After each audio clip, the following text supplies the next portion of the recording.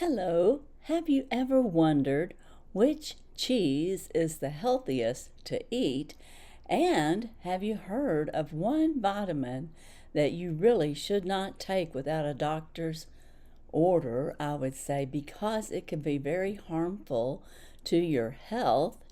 And have you ever heard of Broc-Elite?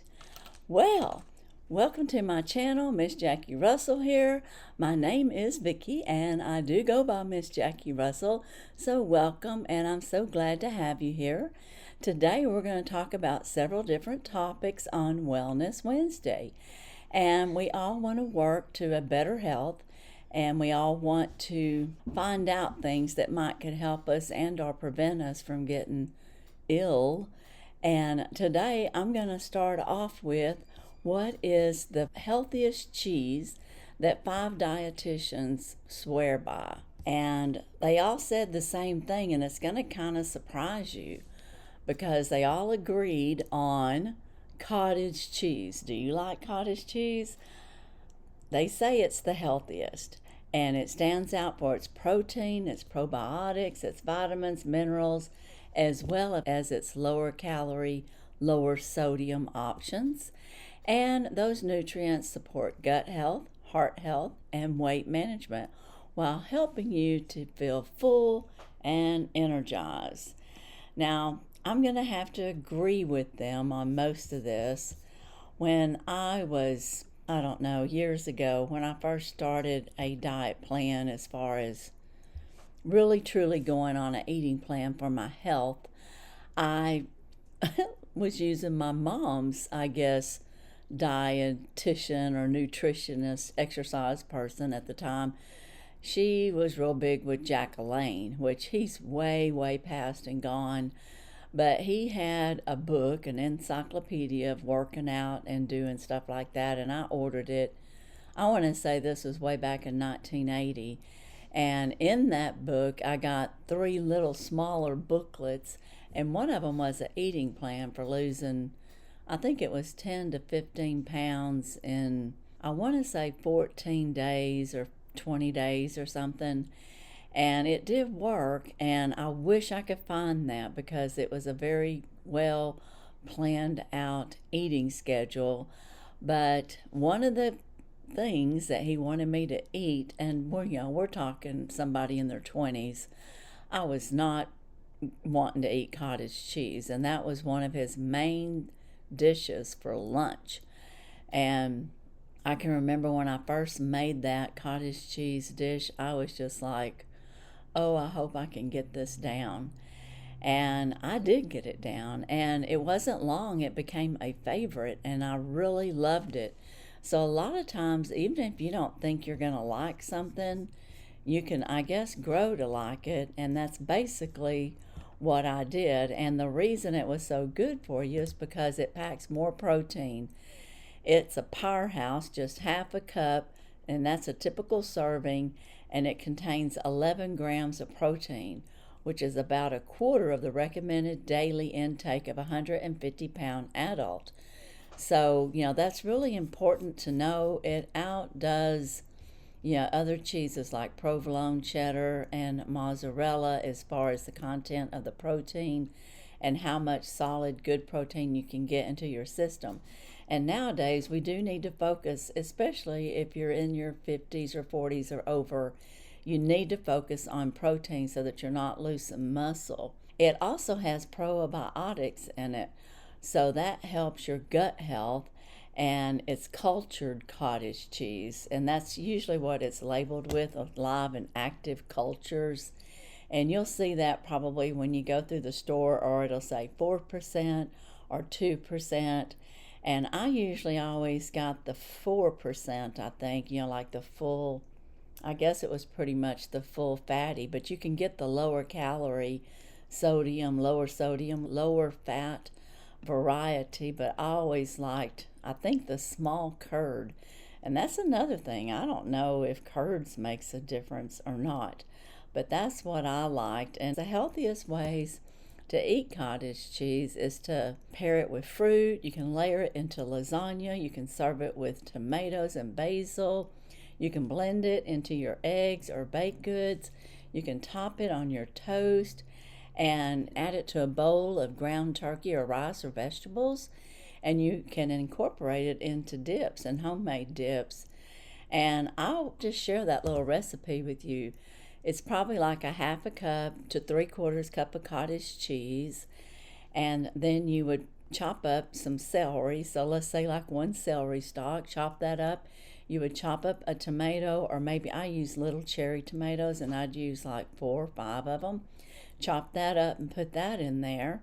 And then you would put a little dash of salt and pepper, some paprika, and then I always use minced onions, so like maybe a teaspoon of minced onion, and then mix all that together and then have some saltine crackers with it. It's really good. I mean, you can have it with or without. And it may sound horrible, but it really isn't. And it's very healthy for you. So I did remember that one recipe. And another thing he had us eating on a regular basis, which I didn't necessarily like either, was eating like real lean hamburger meat, like a 2-ounce patty for breakfast instead of sausage. And so I did that, and every once in a while I'll still do that. I know our taste buds are more for a sausage, but the little 2-inch hamburger, I guess really lean, 96% lean, is very healthy too. So, I mean, you can mix that up. The main thing is getting some proteins. And if you remember last week, we talked about healthy trends and you want to try to increase your protein. Well, cottage cheese could be a great way to integrate more protein. And like I said, put it with your fruits or vegetables, mix it in and eat it up that way. Now, the next thing that I want to discuss, and you guys let me know what y'all think about the cottage cheese. Is that something you would eat? I want to talk about niacin. High levels of niacin, essential B vitamin, linked to increased heart disease. That's right.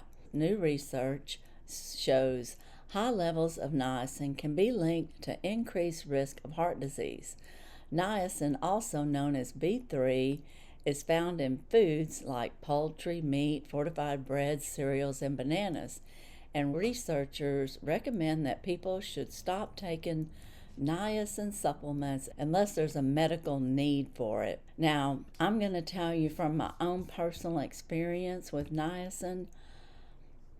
I don't know why I got it in my head one day to try it or to take it on a more regular basis, but I did. And I'm going to say within about, I don't know if it was even a full week, I turned red all over. And I'm talking about red and like a flush of heat all the way down to my toes, totally red. And I didn't know what was going on. I was freaking out. And I had my husband on this as well. And because we thought it would be good for heart. You know, that's what people usually take it for. And I can't tell you, I mean, I was literally red. And so I always pop on the internet when there's something going on that I can't figure out. And I said, you know, what causes a hot flush, red skin all over and, you know, like heat? And it said it was, I think they called it niacin flush, but it basically is an overdose of niacin 3. It's that vitamin. You don't need it. I guess you get enough of it in your poultry, your meat, and the cereals, and the other things that you eat. So, of course, I quit taking it immediately, and I still have that bottle in case I ever need it. But the same thing happened to my husband. And, of course, he was at work when this happened years ago, and he called me and he told me what was going on. And I said, oh, no, it's that niacin. So, of course, he stopped it, and he didn't ever take it. So there are vitamins out there that we don't want to be taking without a doctor knowing about it. And as far as your dietary needs, it's not one that you really need to have. And if you do think about taking niacin, well, then you want to really check with them. A lot of people take it too to control like high cholesterol because they say that that might help with that. But again, like I'm saying, you should check with your doctor. And you still need niacin. It's not a vitamin that we don't need, but what we don't need is an overabundance of it. Because fortunately, niacin can be found in those so many foods, and I mentioned a bunch of them, even nuts and seeds. And so you get a lot of it in your system naturally, unless, of course, you're not having a balanced diet or you don't have those foods available to you. But that is why I wanted to bring this up. If you're on niacin and your doctor has told you that it's okay and that's what he wants you on, and he's monitoring your heart and your blood work and all that kind of stuff, it can be a good thing. But if you don't know and you don't know if you need it or not, then my advice would be not to take niacin unless you check with your doctor, because it can have a very bad negative effect and actually hurt you as far as heart disease instead of help you. So I came across that this last week, and I thought maybe that'd be important. Plus, I had a personal story to it as to how when you get too much, you can have a terrible negative reaction. And y'all know I take a lot of different vitamins and stuff, and I usually, look into them, I guess, a little bit better than I did that one. But I honestly didn't think that anything would happen. So you can, even naivety, or you can be thinking you're doing something good and you're not. And another vitamin that you really have to be very, very careful about is vitamin A. Vitamin A is not water soluble. You know how you can take a bunch of vitamin C, it'll just flush out of your system. But vitamin A is not one of those. So do not overtake vitamin A either. I think you get a lot of that in your vegetables with the vitamin A. I know sweet potatoes are packed with it, but in general, I think you're getting enough of that. And unless your doctor tells you to be on vitamin A, I wouldn't, it can be in a multivitamin, but I'm talking about like just taking it separately. You don't want to overdo A, because it can't get out of your system. It like builds up, and it's a negative effect when it builds up. Now, the other thing I wanted to talk about was Broc-Elite. This is something new that I'm trying. It actually says Broc-Elite Plus. It is a glyphosate residue-free 60 vegan capsules, and this has in it stabilized sulforaphane, which is broccoli seed. It's actually the broccoli, and that's why it's called Broc-Elite. And I remember taking like broccoli, or telling my son to take broccoli for like he had diabetes, and it was really bad. They put him on metformin or whatever that stuff is. I think it's metformin, and it was really making him really loopy and everything. So I told him, after doing a little study, to take broccoli supplements and ALA, which he did, and his AC1 went from like 11 after about a month or two down to like, I want to say it came down to a 7. And his doctor was wondering what the world he was doing, because he told her that he quit taking the metformin or whatever that medication was. I don't know exactly what it was, but I knew broccoli, is really good for you as far as naturally just taking it. Well, when I came across this sulforaphane is good for the autoimmunity. And you guys know I have several autoimmunity problems. I have a thyroid problem. I've got what they call the hypothyroidism. I have that plaque psoriasis. I have asthma. But now the asthma I was born with. So that was my first autoimmune disease, I suppose. And it's under control and everything, but I still have it. And then I've had psoriasis of the nail. And I'm telling you, sometimes, I've even looked in to see if I have lupus, but I don't have enough of the markers of lupus. My niece did, and unfortunately she passed away at a young age because of complications with lupus. But this here is a new product, and it just sounds so promising. I just had to try it. It says that sulforaphane appears to be unusually effective for autoimmune conditions because it targets severe core pathways that drive autoimmunity.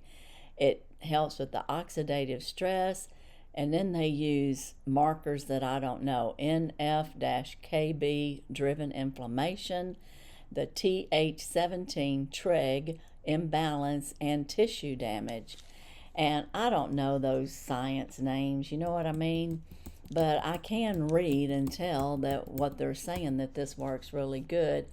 And they have tests to back it up. And I'm always looking for things that's been tested, that's been proven, and or has some science behind it.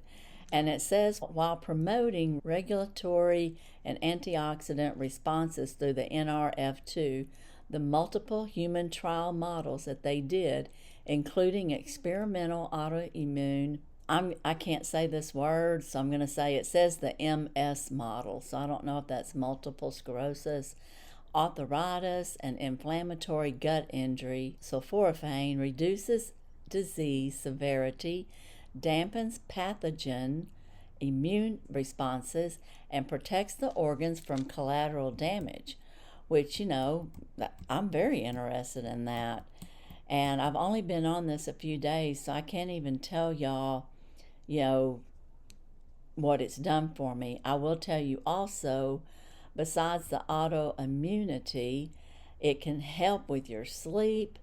It helps with a lot of things in your body. And I mean, I really don't want to go through every single thing. I was going to see if there was a wrap up, but they say the simple science behind the MS models is that the sulforaphane leads to milder symptoms and less nerve damage, in part by turning on antioxidant defenses and cooling off aggressive immune cells. So now I have started giving this to my husband as well, because he has Parkinson's disease, and that's all about the nerve endings and cutting off the nerve damage or making nerve damage. And you know, it works in his brain and everything. There's probably inflammatory brain tissue, you know, from the Parkinson's. So he and I both are working on this or trying this out in collagen induced or an antigen induced arthritis. So it even helps with inflammatory arthritis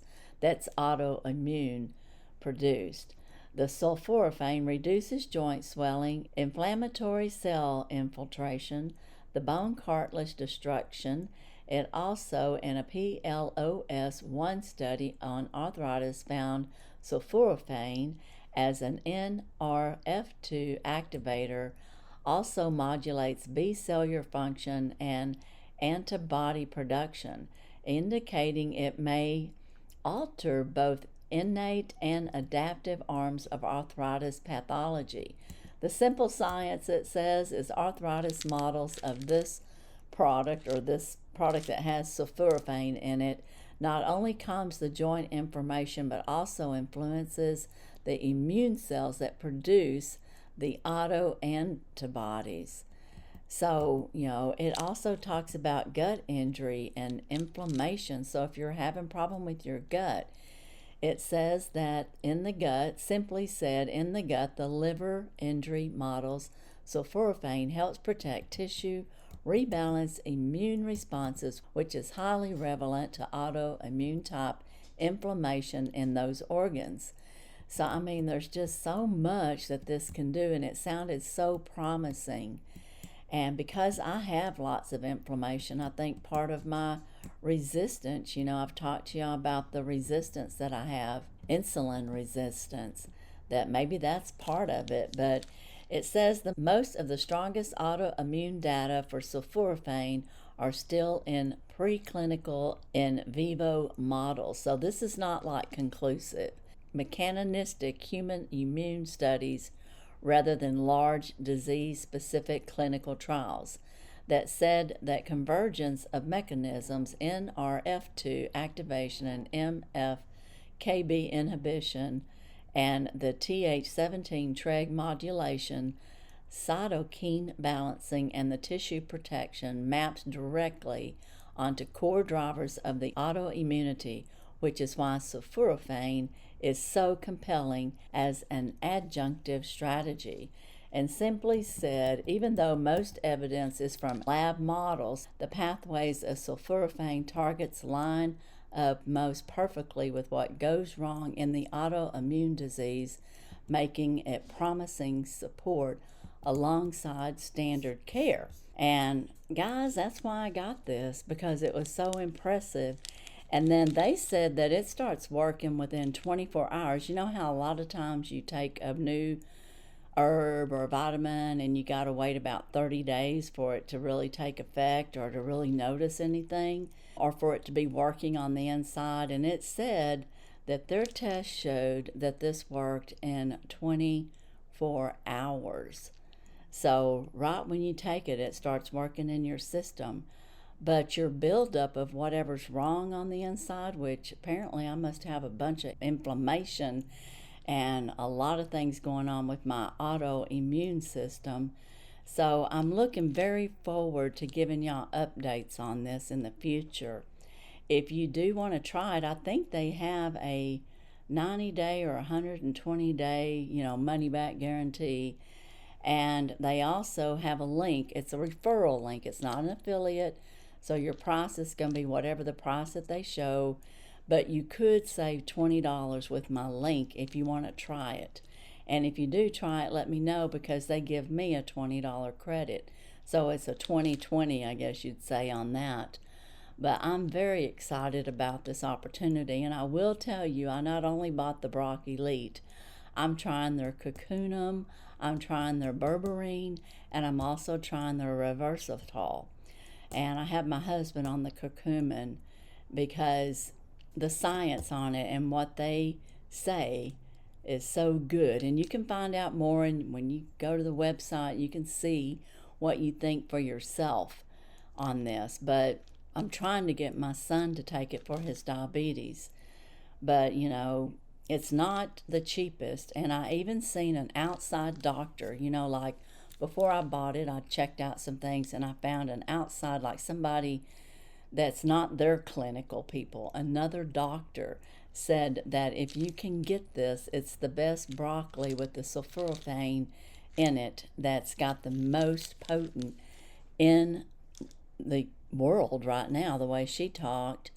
And it was very, very effective. But now you can also buy and find other broccoli, like I told you, broccoli capsules, that if you've got a sugar problem, it'll really help with that. Broccoli is one of the number one things that can naturally bring your sugar under control. And I don't know how that works, but I know that I had, read up on that and studied it and gave that to my son, my other son, my oldest son, Seth, many years ago, and it got his under control, and now we're trying to get Josh's under control. I don't have blood sugar issues, and neither does my husband. So for me, and we never had those issues in our family history. It wasn't in it. The only thing I can say is that with all the processed foods and all the things that they do to our foods, and then maybe even some of the medications that we take, I just think we don't have clean food, I guess, and clean whatever, and that some things cause problems that, our grandparents didn't have to worry about it.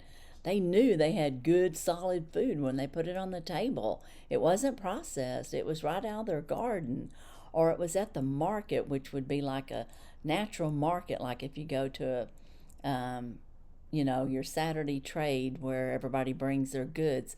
It was all freshly grown. And now we just have all kinds of stuff, and then they put all them chemicals on it so they can produce like masses of it, and then we've all gotten it and been eating it. Now, since I'm in my 60s, I'm probably just getting like on the tail end of it in the last 10 or 15 years. So my first, 40 years or 45 years might have been really good natural food, other than the processed things that I might have eaten here and there. But just think about your children. They're growing up on processed food, everything. The restaurants, it's everywhere. And seed oils, oh my goodness, please, please get off the seed oils. They are not good for you. They are not your friend. That's cottonseed oil canola oil because it's not clean. There is organic canola oil, but it's so hard to find. And so more than likely you're not going to be able to have, canola seed oil, but grapeseed oil, rapeseed oil and cottonseed oil are really close. But anyway, just try to get off those kind of oils. Switch to organic, extra virgin, organic olive oil, coconut oil, avocado oil. Make some changes because those oils, I just heard Dr. Berg, and he's someone that has a YouTube channel. He said it takes 600 days to get bad seed oils out of your system. Well, I'm pretty sure I've had some in my system, either by knowing or not knowing. And 600 days? That's over a year, almost 2 years to get it out of your system. So, man, oh man, no wonder we have inflammation with all the stuff that they've produced. And, all in the name of it's good for you, our fortified cereals. Well, beware of them cereals, too. It's a lot of sugar. But anyways, I'm going to get off my soapbox here. As y'all can tell, I am very passionate about health. I'm very passionate about wellness, to live the best that I can and to eat the best that I can. And even then, it hasn't been good enough. And, it's not our fault, it's what's been put in front of us and what we've accepted. And yeah, I like fast and easy. But I haven't ate at a fast food restaurant. I'm going to say I haven't eaten at a fast food restaurant since my kids were little. So that's going to be hitting 35 to 40 years because my oldest are 42, 45. So maybe 35 years. I just do not eat fast food. And I didn't take them very often. And they always had homemade cooked meals. And that's the way to go, is try to get your cleanest, best food, the best that you can, and feed your children good, solid food and not junk food or processed foods. Try to get away from that as much as you can. But anyways, now we know the best cheese is cottage cheese. We know not to take niacin unless you get a direct order from your doctor. And we know that Broc-Elite Plus is something that I'm trying. I think it's going to be great based on all the studies and all the information I read. And again, I'll have my link of this down in my description where you can save $20 off your first order. And that'll be $20 off of whatever kind of special they might be having at the time. But as for today and Wellness Wednesday, that's all I have. And as usual, I wish you all a blessed and happy day. Bye-bye.